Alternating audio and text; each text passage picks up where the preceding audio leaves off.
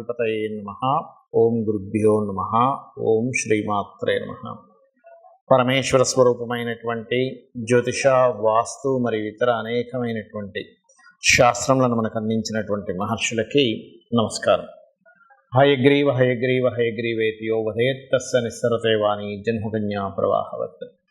అరుణాం కరుణాతరంగితాక్షీం ధృతపాశాంకుశపుష్పబాణచాపాం అనిమాదిభిరావృతాం మయూకైః అహమిత్యేవ విభావయే భవానీం. శ్రీమాత్రే నమః.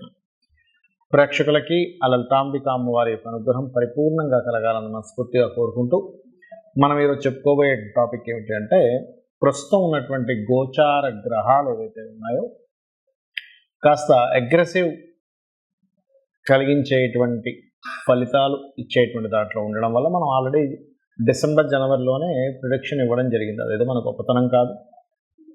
అంటే మనకి మహర్షులు అందించిన దాని పరంగా కుజుడు రాహు కానీ, కుజుడు శని కానీ, రవి రాహు కానీ కలయికలు ఉన్నప్పుడు గందరగోళమైనటువంటి పరిస్థితులు ఉంటాయి.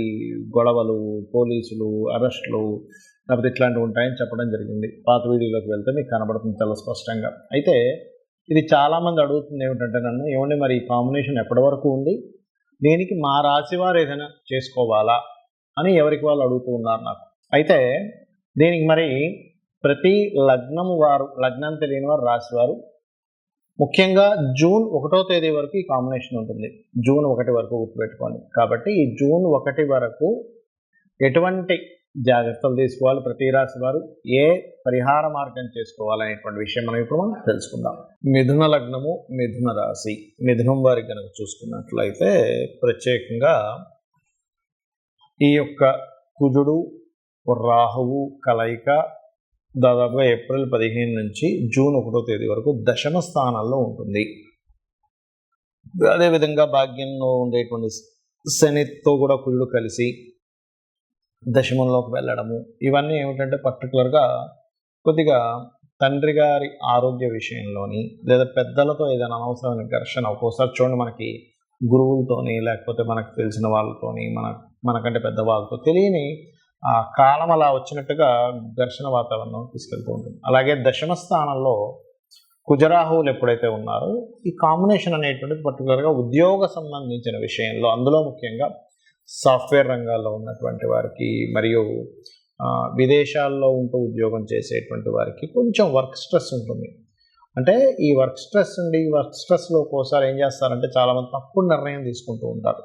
కాబట్టి ఇక్కడ తొందరపాటుపడి ఈ స్ట్రెస్లో తప్పు నిర్ణయం తీసుకోకుండా ఉండాలి అంటే మీకు దగ్గరలో సుబ్రహ్మణ్యేశ్వర స్వామి ఆలయం కానీ లేదా దుర్గా ఆలయం కానీ ఉన్నట్లయితే వెళ్ళండి. లేదండి మాకు ఆలయాలు అవి మాకు దగ్గరగా లేవు, మేము విదేశాల్లో ఉంటాము అనుకునేటువంటి వారికి ఒకటే గుర్తుపెట్టుకోండి. అదేమిటి అంటే, మీరు ఇంట్లోనే చక్కగా సుబ్రహ్మణ్యేశ్వర స్వామి అష్టోత్తరం చదువుకోవడం కానీ లేకపోతే వినడం కానీ, కొంతమందికి రాదు, వినొచ్చు, చక్కగా కళ్ళు మూసుకొని చక్కగా వింటూ మీ మనసును అక్కడ పెట్టినట్లయితే చదివిన ఫలితం అనేటువంటిది వస్తుంది. కాబట్టి ఈ యొక్క విషయాల్లో కాస్త జాగ్రత్తగా ఉండండి. అయితే ఈ జూన్ వరకు ఉండేటువంటి గ్రహస్థితిలో కొంచెం లాంగ్ జర్నీ చేసేటప్పుడు కొంచెం జాగ్రత్తగా ఉండడము, పెద్ద మొత్తంలో మనీ ఏదైనా ట్రాన్స్ఫర్ చేసేటువంటి అంశాల్లో కొంత జాగ్రత్తగా ఉండడము. కొంతమంది చూడండి ఒక్కోసారి ఒక ల్యాండ్ తీసుకోవడం కోసం ఎవరికో పెద్ద మొత్తంలో డబ్బులు ఇస్తారు క్యాష్ రూపంలో. అలాంటప్పుడు ఏమవుతుందంటే వాళ్ళు రిజిస్ట్రేషన్ చేయరు. బికాజ్ ఆ 4th హౌస్లో కేతు ఉన్నాడు మీకు. కాబట్టి 4వ స్థానం అనేటువంటిది విద్యాస్థానము, తల్లిగారి స్థానము, మరియు ఈ 4వ స్థానంలోనే ప్రత్యేకంగా ల్యాండ్స్, వెహికల్స్ ఇవన్నీ ఉంటాయి. అక్కడ కేతు ఉన్నందుకు మీకు ఎప్పుడైతే ఈ భాగ్యస్థానంలో కూడా శని ఉన్నాడు అంటే 4 and 9 కాంబినేషన్స్లో ఎప్పుడైనా సరే శని కేతులు ఉన్నప్పుడు ప్రత్యేకంగా ఏదైనా ల్యాండ్స్ తీసుకునేటప్పుడు మరింత జాగ్రత్తగా ఉండాలి. ల్యాండ్స్ కావచ్చు, వాహనాలు కావచ్చు, ఉన్నత విద్యా సంబంధించిన విషయాలు కావచ్చు, ఈ విషయాల పట్ల కొంత జాగ్రత్తగా ఉండండి. అయితే ఈ గురువు 12వ స్థానంలోకి వచ్చి 4లో ఉన్న కేతువుని చూస్తున్నాడు కాబట్టి చాలా మటుకు కంట్రోల్ చేస్తాడు ఇక్కడ. కాబట్టి నో నీడ్ టు వరీ. అయితే మీరు ఇక్కడ ఏంటంటే కాస్త వీలున్నప్పుడల్లా కాస్త గణపతి ఆలయాలకి, నరసింహస్వామి ఆలయాలకి, ఆంజనేయ స్వామి ఆలయాలకి వెళ్ళండి. అన్ని విధాలా మీకు బాగుంటుంది. ఒకటే గుర్తుపెట్టుకోండి, నేను అమ్మవారిని నమ్ముకున్నాను, నాకు అమ్మవారు తోడుందనే భావంతో వెళ్ళండి. ఎటువంటి క్లిష్టమైన పరిస్థితులు వచ్చినా ఈ గ్రహస్థితి వల్ల అన్నిటినీ మీరు చక్కగా అధిగమించగలుగుతారు. చాలామంది నన్ను అడుగుతున్న విషయం ఏంటంటే, ఉగాది రోజు ఏం చేసుకోవాలి అని అడుగుతున్నారు చాలామంది. అంటే ఏ దేవత ఆరాధన చేసుకోవాలి, ఎలా ఉండాలి, అసలు ఉగాదికి ఏమిటి అని. ఒకటే గుర్తుపెట్టుకోండి, ఎప్పుడు కూడా మనకి ఉగాది వచ్చింది అంటే ఆ రోజు నుంచి మీ యొక్క ప్లానింగ్స్, నేను ఫలానాది నేను స్ట్రిక్ట్గా పాటిస్తాను, నేను ఫలానా కొన్ని నిర్ణయాలు తీసుకుంటాను అనేటువంటిది తీసుకోవాలి. ఎప్పుడు కూడా చాలామంది జనవరి 1 నుంచి తీసుకుంటారు. ఇంగ్లీష్ దీని పరంగా తప్పేం కాదు. బట్ ఇక్కడ మనకి ప్రకృతి పరంగా అనేకమైన మార్పులు ఉగాది అంటే. జనవరిలో ఎటువంటి మార్పు ఉండదు. కాకపోతే ఏంటంటే అలవాటు పడిపోయాం మనం, జనవరి నుంచి డిసెంబర్ ఇయర్ ఎలా ఉంటుంది అనేటువంటిది. రైట్.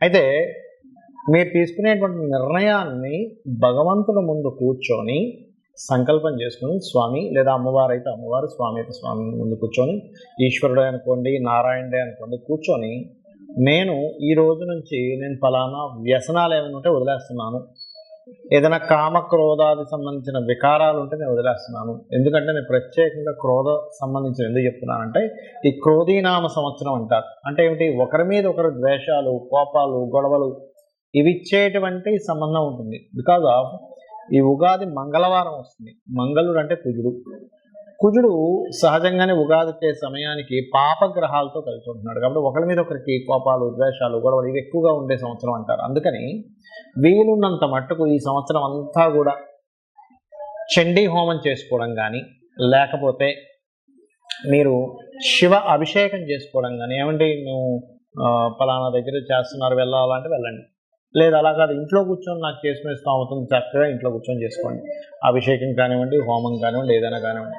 మరి అది చేసుకోలేని స్థితిలో ఉన్నానండి, నాకు ఎలాగా, నాకు అన్ని డబ్బులు నేను కట్టలేను, చాలా కాస్ట్ సంబంధించినవి, ఏమీ టెన్షన్ పడద్దు. చక్కగా ధ్యానంలో కూర్చొని మీరు హోమం చేస్తున్నట్టుగా ధ్యానంలో ఉండండి. ఆటోమేటిక్గా హోమం చేసిన ఫలితం అంటే మీరు స్థితి కట్టలేని స్థితిలో ఉన్నవారు, ఆల్రెడీ ధనం ఉంది, బోర్డు వేలు లక్షలు సంపాదిస్తున్నాను, నేను అలా కూర్చుంటానంటే కాదు. ఎందుకంటే మీ వల్ల నలుగురికి ఉపయోగం ఉండాలి కాబట్టి ఆ రకంగా ఒకటి చేసుకోండి. అలాగే ఉగాది రోజు ఖచ్చితంగా మీరు ఆలయానికి వెళ్ళడం నేర్చుకోండి. ఉగాది పచ్చడి ఎలాగో ఇంట్లో చేసుకుంటాం, ఇంట్లో పూజ చేసుకుంటాం, ఆలయానికి వెళ్ళడం, ఏదైనా ఒక మంచి పూజ చేయించుకోవడం ఏమవుతుందంటే ఆ రోజు నుంచి మీ యొక్క అభివృద్ధి అనేటువంటిది బాగుండడం జరుగుతుంది. ఆ యొక్క క్రతువు ఏదైతే మీరు ఇంట్లో సత్యనారాయణ వ్రతమే అనుకోండి, చండీ హోమమే అనుకోండి, అభిషేకమే అనుకోండి, లేకపోతే ఓ 10 మందికి చక్కగా అన్నదానమైనా చేయొచ్చు. అంటే ఒక మంచి పని, మీ వల్ల 10 మంది పేదలకి ఆకలి తీరింది, ఇది ఒక పుణ్యంగా మారుతుంది. ఇక్కడ ఇంకొక విషయం చెప్తాను ఏమిటంటే, ఇప్పుడు వరకు మనం చెప్పుకున్నాం కుజరాహువులు, కుజశనులు ఈ కాంబినేషన్ వల్ల కొంచెం జాగ్రత్తగా ఉండాలి జూన్ 1 వరకు అని. అయితే దీనికి పర్టికులర్గా ఏంటంటే ఈ కాంబినేషను వల్ల మీ పర్సనల్ చార్ట్లో కూడా ఇటువంటి కాంబినేషన్ ఏదైనా ఉంటే, అంటే మీ జాతకంలో శని కుజులు కలిసి ఉన్నారండి, శని రవి కలిసి ఉన్నారు, లేదా రాహు రవి కలిసి ఉన్నారు అన్నప్పుడు మీ జాతకంలో చూసుకుంటే కనబడుతుంది. అలాంటి వారు మరింత జాగ్రత్తగా ఉండండి. ఎందుకంటే ఎనర్జీ జాతచక్రంలో ఏ ఎనర్జీ ఉందో మనకి మన ఖగోళంలో అంటే గోచారంలో కూడా ఆ ఎనర్జీ ఫామ్ అయి ఉంది. అప్పుడు ఏమవుతుంది, సేమ్ ఎనర్జీ మన జన్మజాతకంలోని గోచారంలో ఫామ్ అయినప్పుడు ఆ ఎనర్జీస్ పెరుగుతాయి. అంటే అలాంటి వాళ్ళు ఎటువంటి జాగ్రత్తలు తీసుకోవాలో చెప్తాను. కోపం పెరుగుతుంది తెలియకుండా, మనిషికి చిన్న చిన్న విషయాలకి కోపగిస్తూ ఉంటాడు. దాన్ని కొంచెం అర్థం చేసుకొని దాన్ని తగ్గించుకోండి. అలాగే రెండవది ఏమిటంటే కొంచెం బీపీ లెవెల్స్ ఉన్నటువంటి వారు కొంత జాగ్రత్తగా ఉండండి.